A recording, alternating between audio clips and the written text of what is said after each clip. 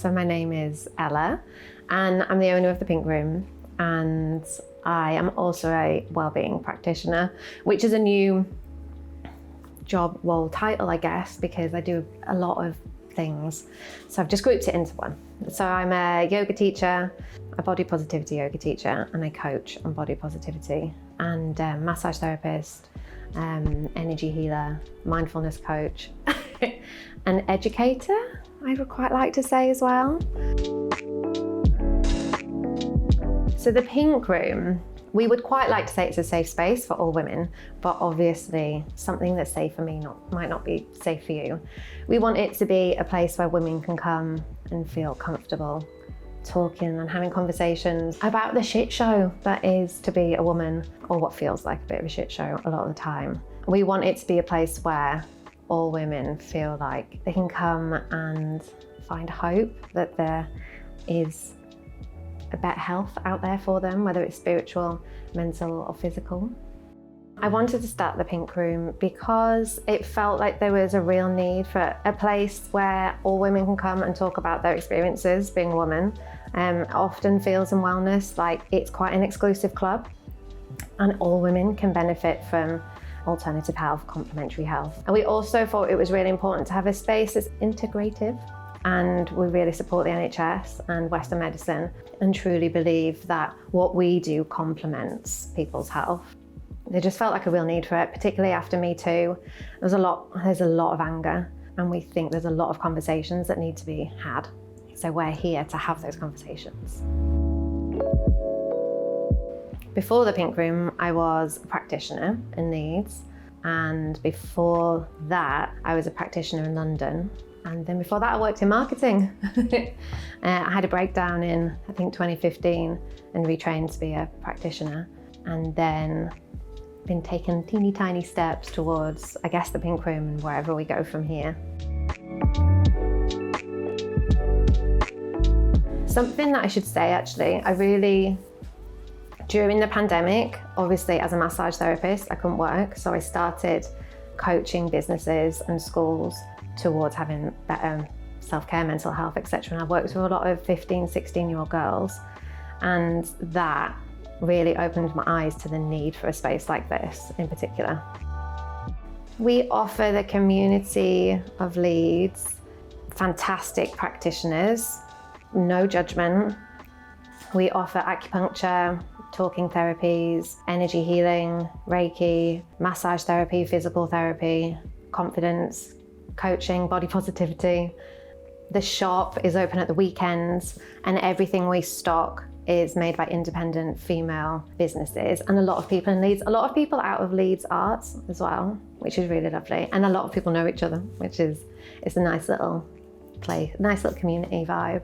And then we're hoping to be able to run circles and things where women can get together and talk about things like their experience with herpes or gynecological issues like endometriosis, abuse, baby loss. There are lots of conversations that you feel like you can't have as a woman, and we really want to start bringing people together so they can say, oh, I tried this supplement and it really helped.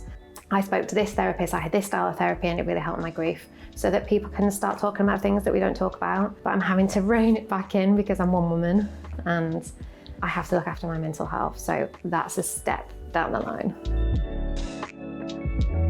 My greatest achievement is keeping my shit together. And just putting one foot in front of the other. And finding joy in life is definitely my biggest achievement, I think. And helping other people find their joy in life as well.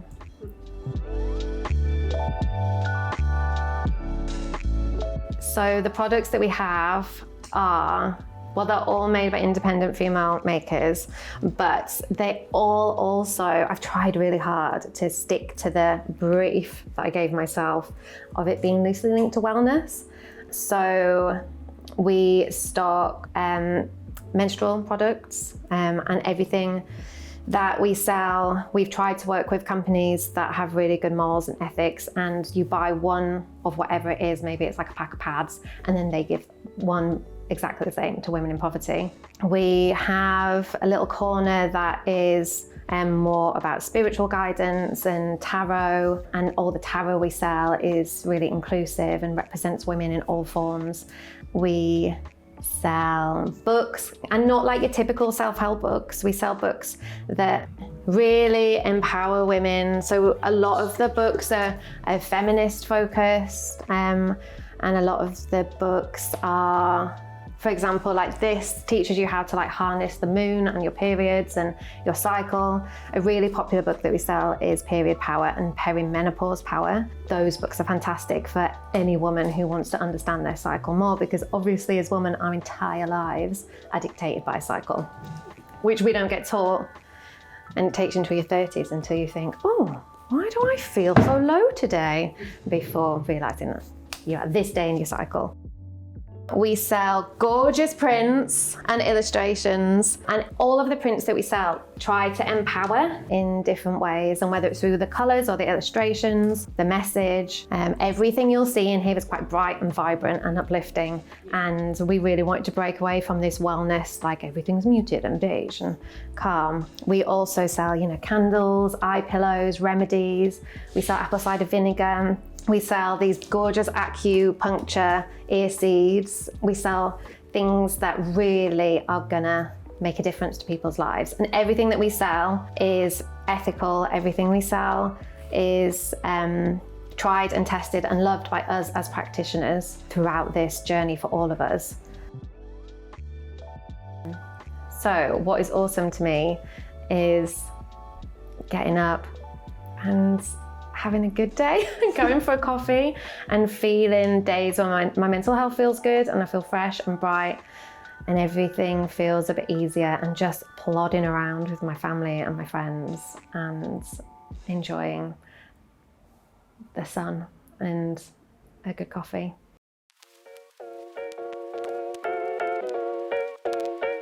Oh, it's important to celebrate International Women's Day, and of course I think this because women are fantastic. The fact that we achieve and that we thrive and that we exist in a space that really doesn't benefit our biology or our nature or just being female is fantastic. And obviously at the Pink Room, we empower women every day. So it's really important to us. So we have felt a lot of pressure around International Women's Day this year, obviously, because we're all about women. And actually what we have decided is that we celebrate women every single day of the year. So we're not going to do anything big, we're not going to do any offers, we're not going to do anything in particular at the Pink Room. What we are doing is we're going to do a little practitioner showcase, ask them what inspires them, ask them what the biggest moment in their health journey was, or what the one piece of advice is that they would give women who are trying to seek better self-care or better health. And we'll probably go around the Corn Exchange and get the other indie females involved to do a little photo.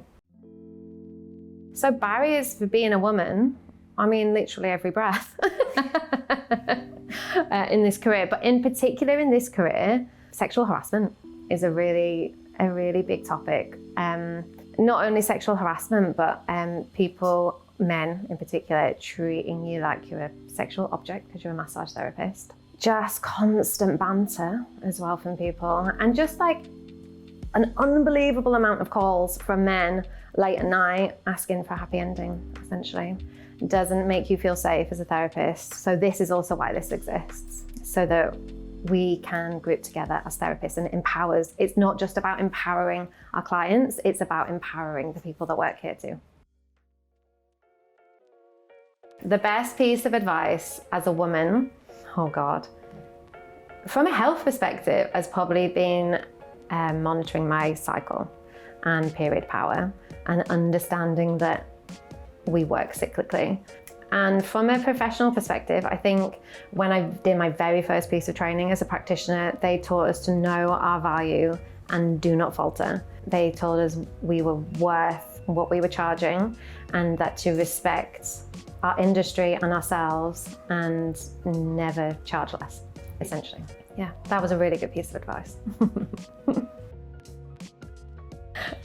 So the piece of advice I would give to young women when they're thinking about their future is whatever shit goes down, there's always hope. You'll find your people. If you're feeling lonely, there's people out there. You'll find your crew. And there's always hope. And Frances inspires me every day. Yeah. Frances inspires me every day. That sounds like you paid me to say that. I think to be fair, we inspire each other because you're putting yourself out there doing this work. It's not easy. So yeah. And Frances is. I cannot do this without Frances. She's my spiritual guide in every way. Women inspire me every day, particularly Frances.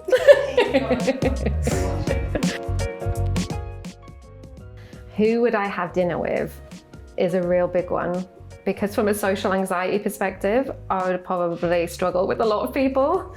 I think I would quite like to sit down with my ancestors. So my nana, my Auntie Pam, and maybe my nana's mum.